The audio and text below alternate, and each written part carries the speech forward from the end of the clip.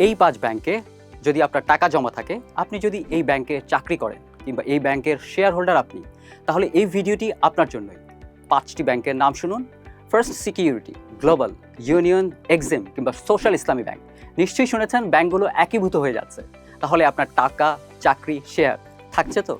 সেই প্রশ্নের উত্তর জানাবো সহজ ভাষায়। আমি মেরাজ ম্যাভিস।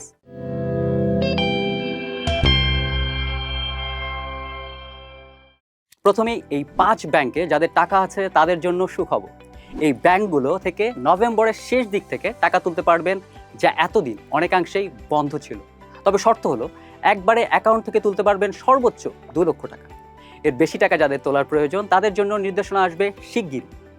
শরিয়া ভিত্তিক নিয়মে চলা বিপর্যস্ত এই ৫ ইসলামী ব্যাংকের প্রায় ৭৫ লাখ আমানতকারীর ১,৪২,০০০ কোটি টাকা জমা রয়েছে। এই অর্থের নিরাপত্তার নিশ্চয়তা দিয়ে কেন্দ্রীয় ব্যাংকের গভর্নর জানিয়েছেন, ব্যাংকগুলো যেহেতু সরকারের অধীনে যাচ্ছে, তাই আমানতকারীদের আমানত সম্পূর্ণ নিরাপদ।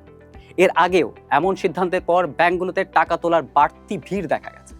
সেটা যাতে না হয় সেজন্য গভর্নর অনুরোধ করেছেন, যাদের প্রয়োজন তারাই যেন শুধু টাকা তোলেন।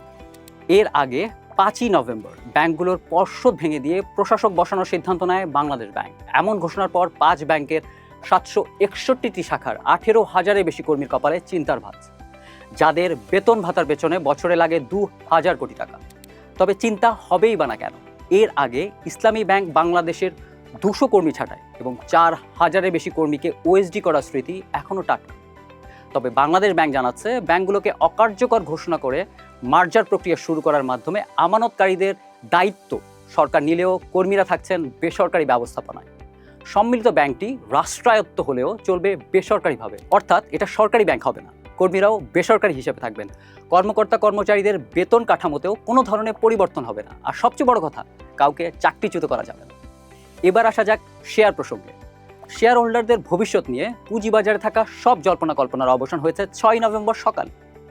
নিয়ন্ত্রক সংস্থা বিএসইসি জানিয়েছে, একীভূত হওয়ার প্রক্রিয়া থাকা শরিয়া ভিত্তিক ৫ ব্যাংকের শেয়ার লেনদেন অনির্দিষ্ট সময়ের জন্য স্থগিত থাকবে।